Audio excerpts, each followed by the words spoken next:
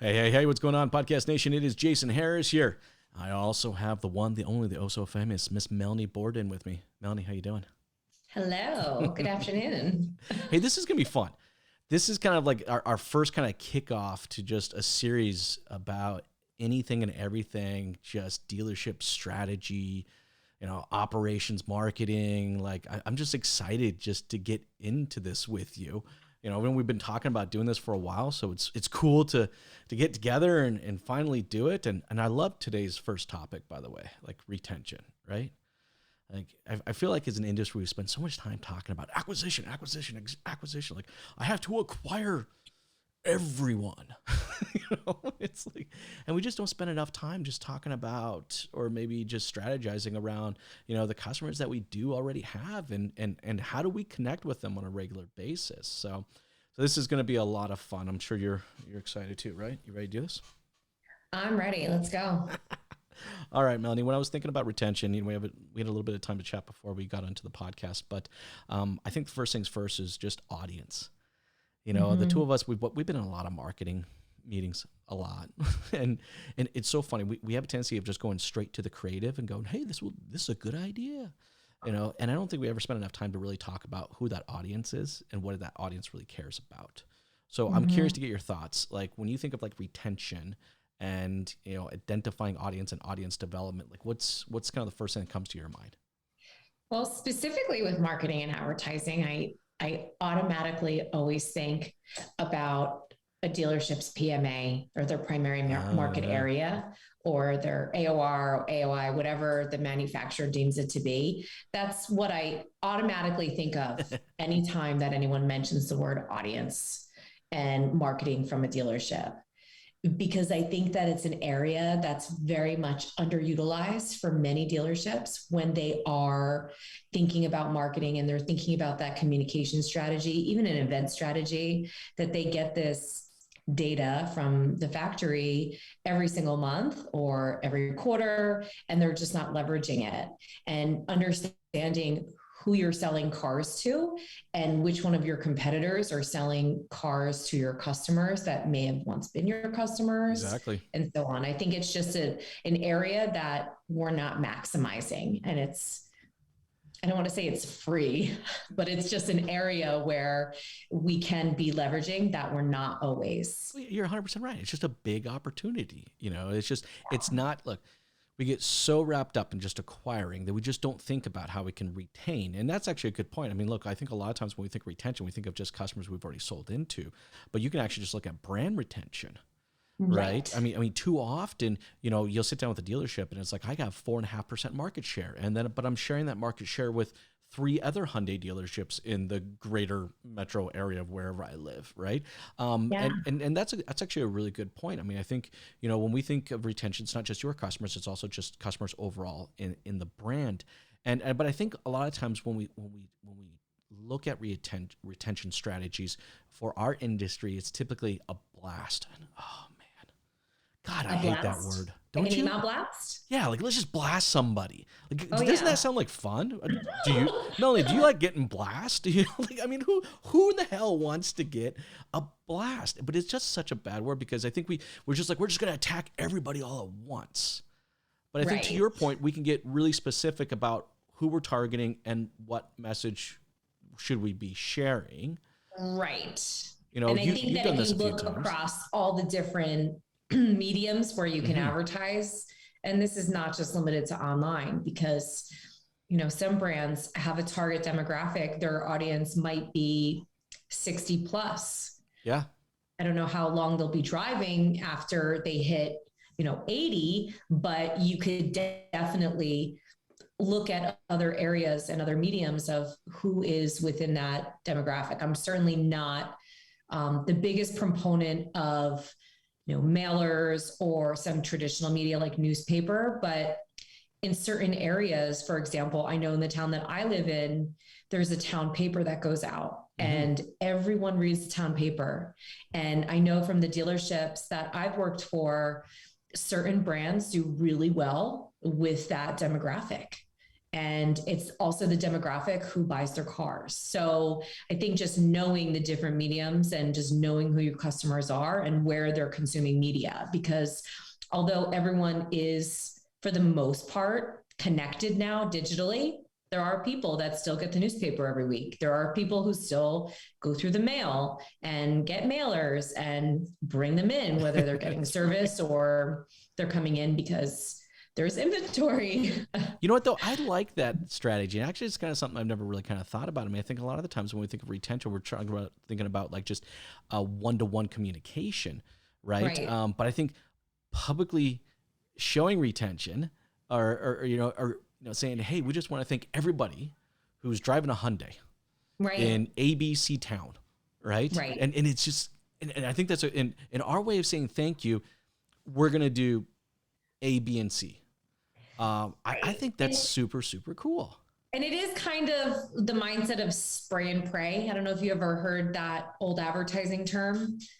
It does kind of coincide with that. But at the same time, you want to make sure that you are hitting that demographic who's driving your car. And if that demographic of 50 plus is still consuming specific types of media, you might want to consider also factoring that in as part of the overall strategy. No, I think you're 100% there. Now let's go a little bit more into like communication strategies, because I think we're right there on the edge of jumping into that. You know, again, maybe I'm going back to that blast. I hate the whole concept of it, right? And I think to your point, you know, the more targeted we get with our audience, the better we can communicate to them, because we can communicate to them on a human to human level, right? Like we don't have to take this super mass approach. But so I'm curious, like from a communication strategies perspective, I get caught up on words. I do. People, they hate that about me. Like I'll give you, for example, I hate the word free. I can't stand it. It's like, it's one of my biggest pet peeves. I'm like, there's nothing in the world that's free. Value. Exactly. I mean, look, if as 100%, as a company, if I'm willing to like not charge for something, all right, and I gift that away, that's cool. But I get caught up on stuff like that. But I'd love to kind of get your thought as far as like kind of communication strategies, around retention and defining those certain audiences. Okay. So I was on a call recently. I was actually on another podcast with someone, and right before we started the podcast, you're not cheating, and he knows that I work in the auto industry, and he said to me, "Did you hear about this guy who hit the Guinness Book of World Records for most cars sold ever?" And I said, "No, I didn't hear about it." And he goes, "This guy is based out of the Detroit area, and he says that one of the keys to his success in selling cars is he sends every single one of his customers a handwritten note every single month." And he ended up hiring an assistant because he couldn't keep up with all the handwritten notes, because he sold thousands and thousands of cars. So every single month he and his assistant write together thousands and thousands of notes. So I thought that was a really interesting strategy. And it's not necessarily something that we would talk about today in terms of an overall dealership strategy, but it also ties back into that human factor where people like to work with people, and the handwritten note has so much value and power in it. Oh, I'm with you. Look, the handwritten note, if you kind of break it down to its elements, like what is really the impact of the handwritten note? And the impact is the fact that it's just a human thing.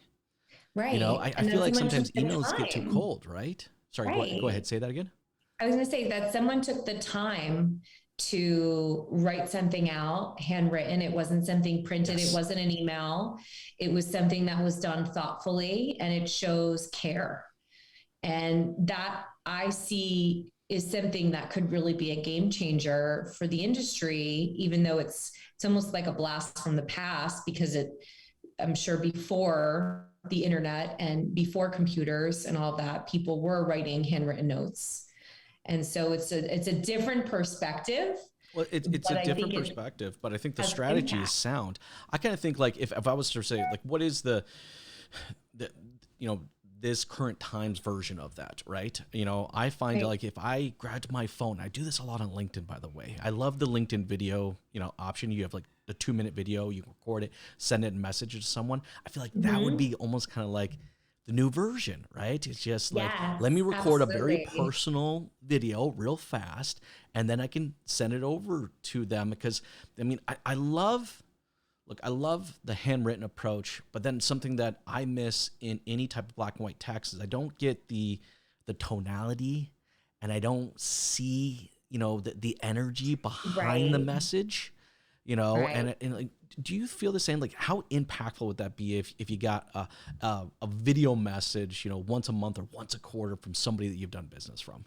It's such a great idea. I think that's an unbelievable idea. And I think that if, as at dealerships, if we were leveraging a platform like LinkedIn for that purpose, it would be so impactful because the chances of someone responding to you if you send a video to them are so much higher than if Mm-hmm. you just send them a random message with a connecting request. But if you're sending, once you've connected, sending them a nice video talking about maybe inventory, maybe it's someone who you had already reached out to Yeah. through whether it's they had come in for service and now you're looking to take that opportunity to bring them over to purchase a new car. It's a great opportunity to take them and create that connection.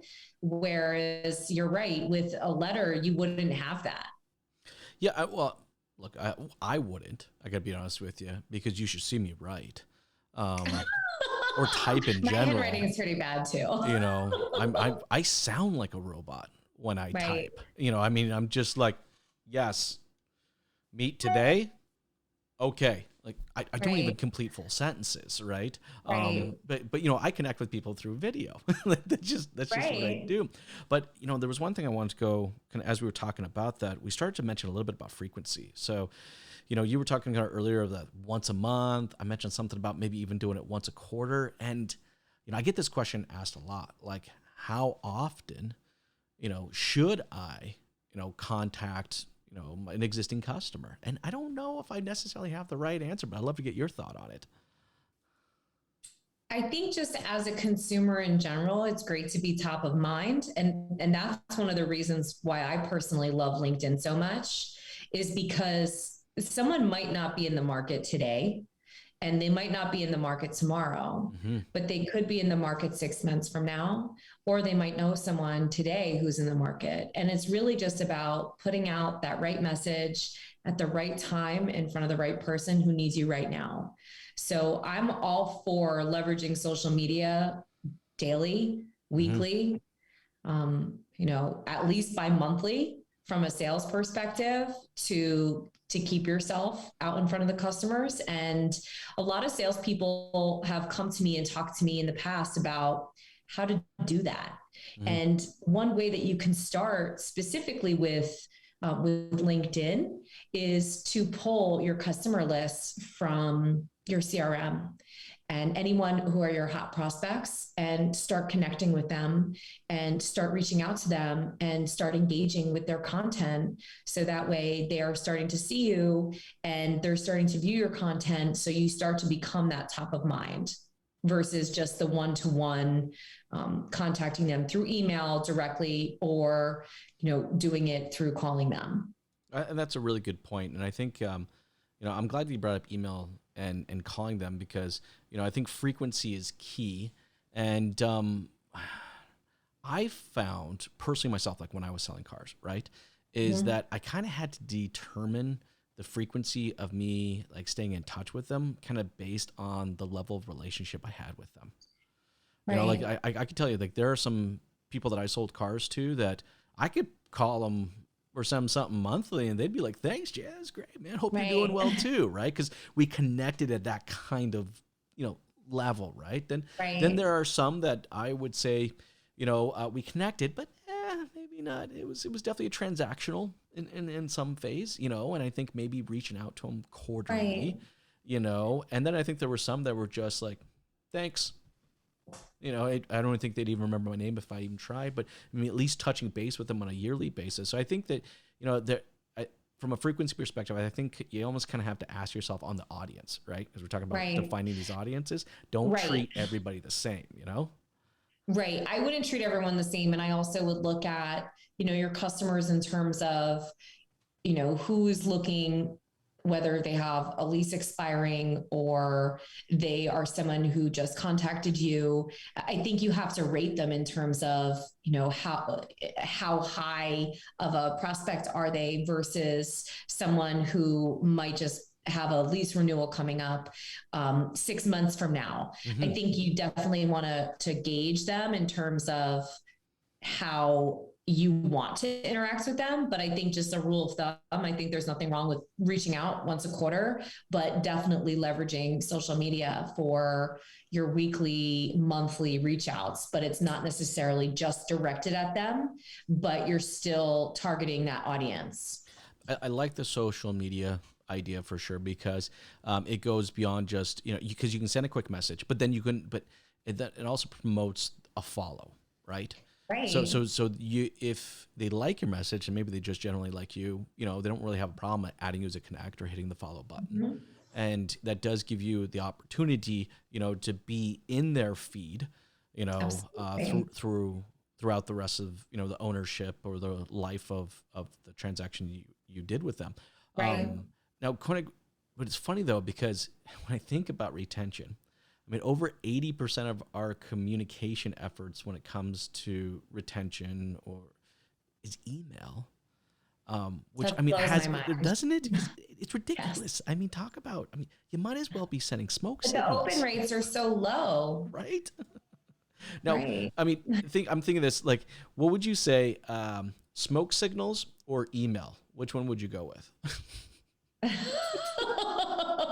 Okay, so it's funny that you say that. So, and I think for different businesses it can be different, but my Sure. experience running a dealership marketing department is that the email communication wasn't a it was more for brand awareness versus lead gen.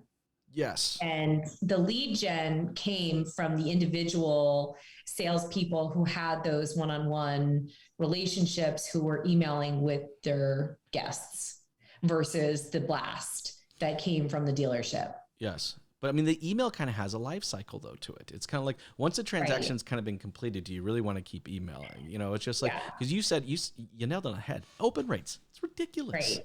I Yeah. mean, at best, you're probably getting an 8, maybe a 15% engagement rate, and maybe you're getting a 20% Right. open For rate. Like, service, some of the providers that are out there are able to tie a revenue amount and for sales too, but for service, I would say we would have more success with the email communications versus the sales communications. 100%. But for sales, what I always had to deal with was, getting a call from our CRM provider who said, Melanie, you guys are going to get blacklisted if you have too many people who are marking you as spam, deleting your emails, Good point. or putting your email in the junk folder.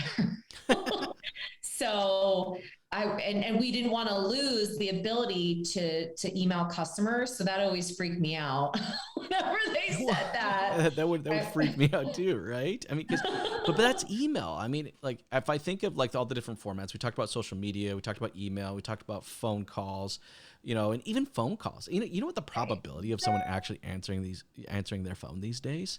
I mean, you're probably close to 10%, maybe 15% at best. That when you actually call someone's actually going to pick it up. It seems like the holy grail is text message. I mean, I know people that I haven't spoken to in probably a year send me a text message, and I'm not half to sifting through 200 emails to eventually find it. There's no way Right. it's going to a spam filter.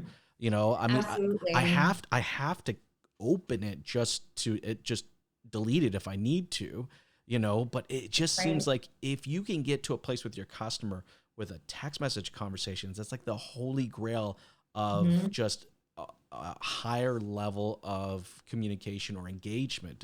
Don't you think? Right. And what you can do with that text message campaign is you could almost implement a similar strategy for the whole dealership that your individual sales consultants can do with LinkedIn with sending that video that we had talked about. Yeah. Because you could send a video communication out from the general manager, from the owner, from the service manager, from the sales manager, from the business manager, from whomever, and your open rates are going to be a lot stronger, like your LinkedIn open rates when someone gets that video message versus getting an email video. No, I mean, I think about it. If I think of kind of like the pecking order of like how you'd get a hold of me, I mean, social media probably would be, up there in the top three. Emails, maybe within 48 hours, right?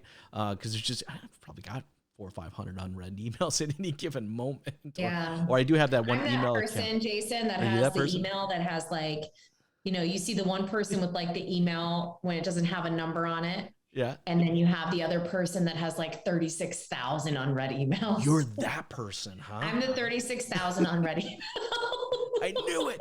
I knew it. I knew it. You were that one. Not my business email, but my personal email. I have to usually do like a massive deletion. Well, you know what's funny? I just recently did that. And I'm looking at mine right now, and I have 3,096. Yeah, and because it's that one, there's that 2 or 3 email accounts that I've just. And that's probably like a week of you not looking at it. Probably, yeah, 100%. But I think what it is if I can get someone into a text message conversation, I know that, I'm going to have a higher probability of continuing to engage with them. And I don't know about you, but I also don't feel like text message is that abrasive. Like it's not. Sometimes I'm almost kind of annoyed when someone sends me an email. It's like, okay, man, are you kidding me? Another email? Like another? Maybe it's because with text messages, it's just so easy just to swipe delete if I really don't want it. Right. But I almost just don't mind getting text messages from companies that I've done business with. I'm curious, do you? Yeah. So I'm the person who opts in to texting. Oh, okay. For like discounts. So there are many clothing companies that I have opted into their texting for 15% off. And I know that there are many others like me who do the same.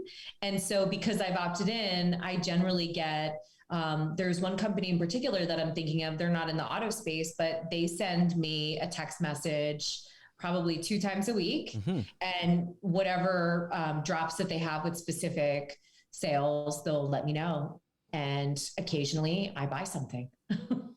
But so it could be I'm very the same effective way. with sales and service. 100%. Like I have this, I like outdoors. So I spend a lot of time camping, hiking, skiing. Well, actually I wouldn't say a lot of time. The little time I do extra half, that's usually what I'm doing. In fact, actually I'm gonna go skiing right after this podcast. Nice. But I do have that one company that I gotta be honest with you, I almost get a little excited. I'm a little geeky like that. And usually what it is, they do this text message is the gear of the week. All right. And it's like whatever gear they're highlight. It's the highlight of the gear. I love that. Week, and I love it. I get jacked about it. I'm like, oh, well, I'm going to save that one for later when I have some time to read it. And dealerships that get really into social, they could be texting their customer base about, different things that they have going on, whether it's not, doesn't have to be limited to sales and service. It could be a specific event that they're doing right now is so important for dealerships to be, just cognizant of what the public perception is of dealerships, because there's been so much conversation with the lack of inventory. So being involved in the community and letting your customer base know what you're doing in the community via text is also a really great strategy to have. Well, you know what? That's a really good point, right? Because if you have earned your way into my tech circle, right? You need to stay in that tech circle. And I think to do that is you do need to bring some value. And if every single text message you send is just a bat thumping over my head of like, discount, deal, sale. I just think it's too much. I agree. I think that balance of, just being a person and even just like you said, talking about local events or, just kind of letting people know. I mean, I think I continue to stay connected especially like this one company, right? I was thinking this real quick when we were talking about this. The reason why do I look forward to these text messages? Because I'm learning something, right? So there's an educational element to it. I'm finding out about a new piece of gear that I just didn't even know existed. And it's cool to be able to click on it, open up that quick blog. It's a very short one. There's only like 2 paragraphs, but I get to read a little bit about it. Or sometimes they include a little short little video about it, but they took this educational approach.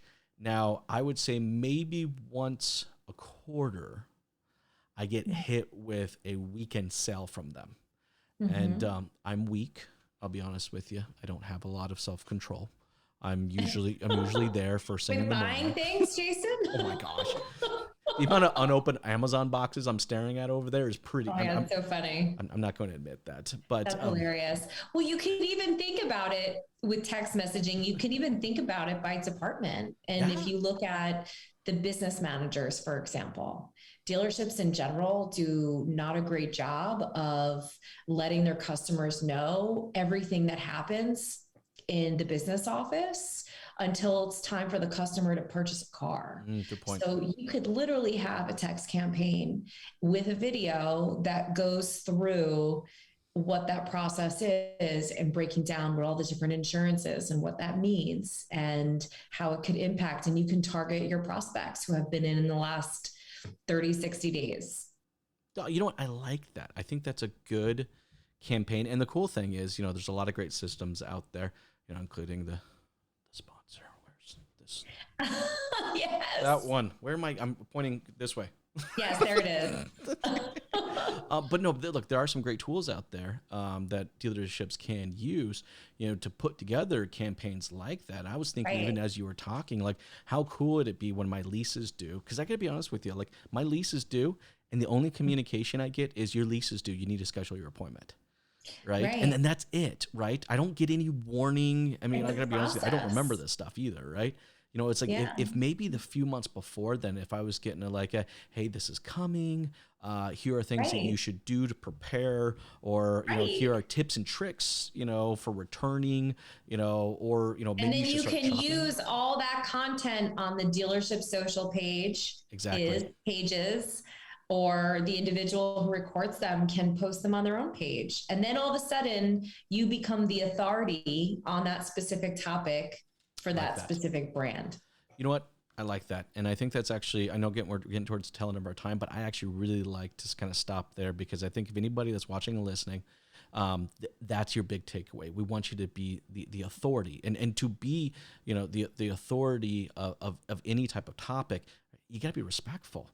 You can't over abuse, a tool like email or text message or phone calls or anything like that. Like, you need to be respectful. You need to kind of balance out those communication efforts, and but if you do it and you do it properly, you can get to what you're saying. You can be that authority. That's right. Content to commerce. Oh, I like that. Say that one more time. Content to commerce. There we go. We just had our one-liner for the whole podcast right there. That's right. Well, Melanie, this was a lot of fun. I know that we could probably go on a lot longer than this, but we're going to try to do this every single week. This was a blast. I hope everyone enjoyed. We'd love to hear what you guys thought of the episode. If there's any topics that you would like us to chat about as well, please, feel free to DM myself or Melanie. We'll make sure that gets it into the show. Hey, Melanie, for anybody out there watching and listening and like to connect with you, what's the best way to do so? The best way to do so is through my website, melanieborden.com. And you can always find me. I'm the guy on the mic anywhere on LinkedIn, but you can also find me at strategywithjason.com. Thanks, guys. Appreciate you listening. Have a wonderful day. Thanks.